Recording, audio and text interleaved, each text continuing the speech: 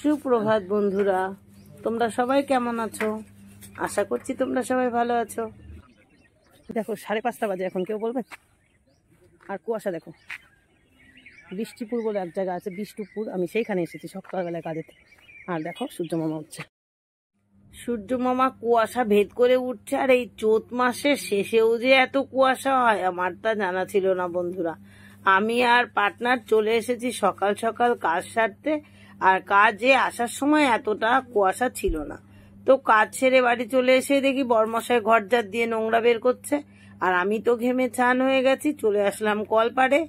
এসে সার্ফ গুলিয়েই গায়ের জামাটা খুলে দিলাম ভিজিয়ে। আর কলপাড়ে কিছু বাসন আছে, সেগুলো ধুয়েই চলে যাব আমি ঘরে। আর বাকি কাজটা বরমশাই তো করতেই আছে, তোমরা দেখতেই পারলে। তো এঁটো বাসনগুলো ধোবো। আর এখন কিন্তু অনেকটাই বাজে, যেহেতু কাজ করে এলাম এক গ্রাম থেকে আর এক গ্রামে। দেখো এখন 8টা বাজে। আর বাসন ধুয়ে জামা কাপড় ছেড়ে ঘরে চলে আসলাম আমি। আজকে অল্প বাসনই ছিল, তো বাসনগুলো রান্নাঘরে রেখে দেবো। আর সকালের কত কাজ বাকি থাকে সেটা তো জানোই। রান্নাঘর তো আর বরমশাই ধরে না, বাকিগুলো করে। তো আমি ওই পাশে বসিয়ে দিয়ে আসলাম চা। আর এদিকে জামা কাপড়গুলো মেলতে চলে আসলাম, কারণ এখন সূর্য মামা উঠবে আর এই জায়গাতেই আলো দেবে বেশি। ততক্ষণে আমার জামা কাপড়গুলো শুকিয়ে যাবে আর ওদিকে চা হতে থাকবে। তো ঘরে এসে দেখি বরমশাই আবার লেবু নিয়ে বসেছে। ওনার পর্ব উনি কখনোই শেষ করতে চায় না, যে কোনো কাজ উনি মন দিয়ে করে। তো লেবুর রস করতে শুরু হচ্ছে, আর আমি ওদিকে চায়ের জন্য রেডি হয়ে গেছি। চা তো অলরেডি আমার হয়ে গেছে, কাপে কাপে চা ঢালছি। আর ওর বাবা ওদিকে লেবু নিয়ে ছেলেদের তালাচ্ছে। এরপরে চা খেয়ে চলে এলাম ঠাকুরের বাসন ধুতে। আর ঠাকুরের বাসন ধুয়েই আমি সিঁড়ির ওপরে উপুর করে রেখে দিয়ে চলে যাব স্নানে, কারণ জামা কাপড় ধুতে এটা ওটা করতে আমি অনেকটাই ভিজে গেছি।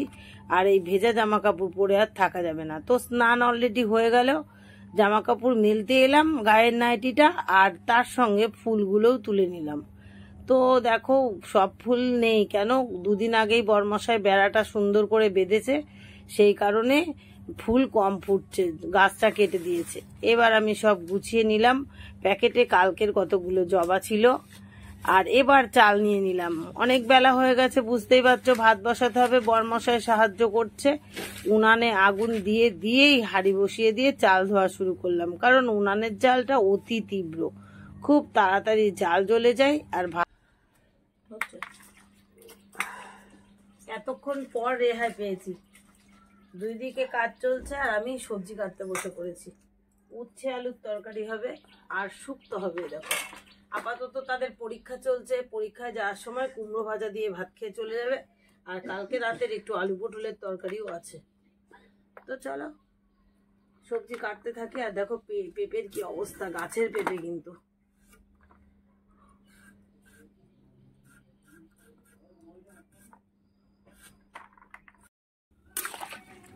তো ফাইনালি দেখো আমি রান্না বসিয়ে দিয়েছি। শুক্তোটা এই পাশে হচ্ছে আস্তে জালে মিনমিন করে জ্বলছে, আর এই পাশে হচ্ছে উচ্ছে আলুর ঝোল, কারণ এই ঝোলটা দিয়ে ওরা স্কুলে খেয়ে পরীক্ষা দিতে যাবে, স্কুলে যাবে, সেজন্য ঝোলটা একটু এই পাশে বড় গ্যাসে দিয়ে দিয়েছি।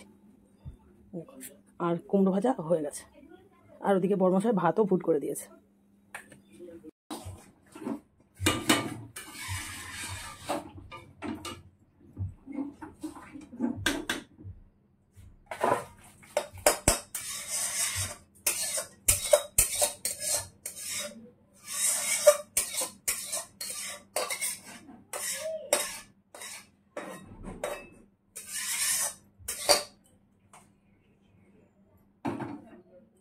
তো ফাইনালি উচ্ছে আলুর ঝোল হয়ে গেল আমার। দেখো এখন উচ্ছে আলুর ঝোলটা হচ্ছে শুভজিতের প্রিয় গরম ভাতের সাথে। তো দেখো কত সুন্দর কালার হয়েছে, তাও তো জিরার গুঁড়ো এখনো দিইনি।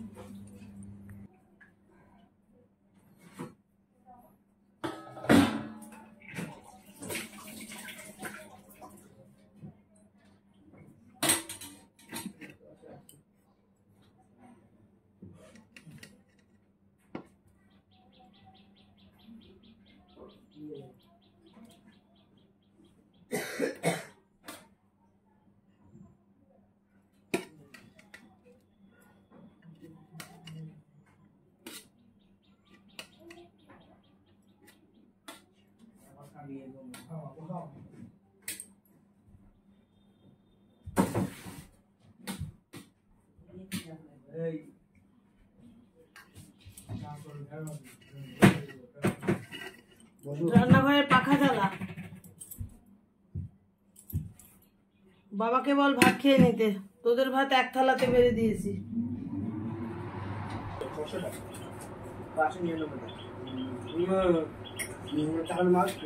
জিজ্ঞেস করিস আমি বলছি কথা বলিস না, চলে আসো। বাবা লিখছে, ও প্রিন্টিং করছে।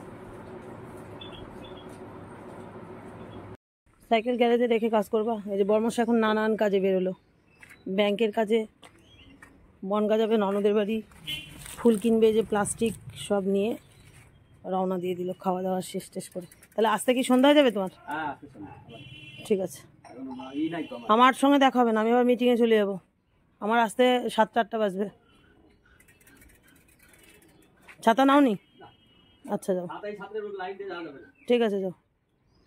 11টা বাজতে 5 মিনিট বাকি, আর আমার রান্না বাড়ি, খাওয়া দাওয়া, ধোয়া পাকলা, কড়াইগুলো মাজা, সব কিছু কমপ্লিট। এখন ওই ভাসুরের ছেলেকে প্রজেক্ট লিখতে দিয়েছিলাম, সেই প্রজেক্টগুলো এনে রেজিস্ট্রেশন নাম্বার টাম্বার দিয়ে সেট করবো। ওই জন্য আজকে তাড়াহুড়ো করে কাজ করেছি। আর এই টেনশানে কালকে রাত্রিবেলায় ঘুমও হয়নি। বরমশাই বাড়ি নেই, ছেলেরা বাড়ি নেই, আর একটু ঘুমিয়েও নেব। 2 দিন ধরে শরীরটা ভালো নেই, আর আজকেও কাজে গিয়ে বড্ড কষ্ট হচ্ছে, পেটে ব্যথায় বইটাকায় বসে থেকে থেকে আসতে হয়েছে। আর একটা কাজই বাকি আছে, এই যে আমার বাপজানেরা খাটটা গোছায়নি আজকে, সেই সকাল থেকে মশারির মধ্যে পড়াশোনা করছিল না, তাই। তো চলো ভাসুরের কাছ বাড়ি থেকে, ও তো অফিসে চলে গেছে, ওর মার থেকে খাতাগুলো নিয়ে আসি, লেখার পর তারপরে ওগুলো রেডি করি।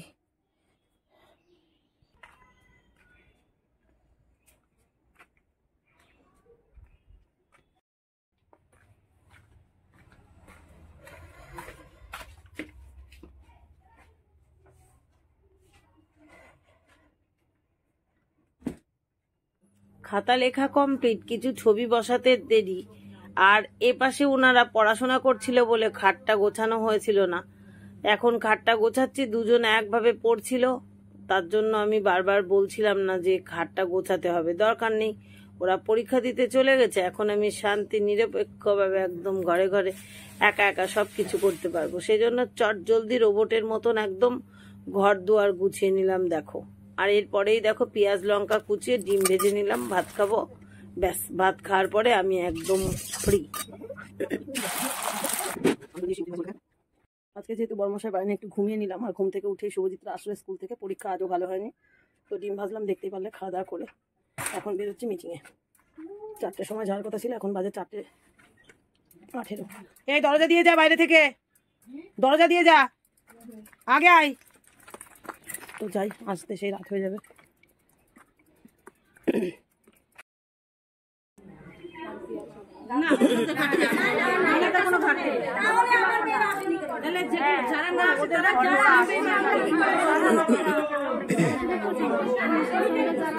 এইবার নয়, প্রত্যেকবার আমরা এরকম মিটিং করি, আর এবার সিএসপি দিদিদের ডেকে নিয়ে এসেছি, আরো দাদাদের। তো বন্ধুরা এখন 7:45 বাজে, আর চলে আসলাম আমি বাড়িতে। অতগুলি মেয়েদের টাকা, সবাই 20 টাকা করে দেয়, টাকা দেবো, বিল দেবো, তারপরে তো আসবে, দেরি হয়ে গেলে দেখো। বর্মশাই ফোন করেছিল, অনেক জবা এসেছে অলরেডি, এসে দেখলাম বর্মশাই জবা গাছতে বসে পড়েছে, আমিও জামা কাপড় চেঞ্জ করেই বসে পড়বো। চলো তো বন্ধুরা, হাত মুখ ধুয়েই বসে বললাম।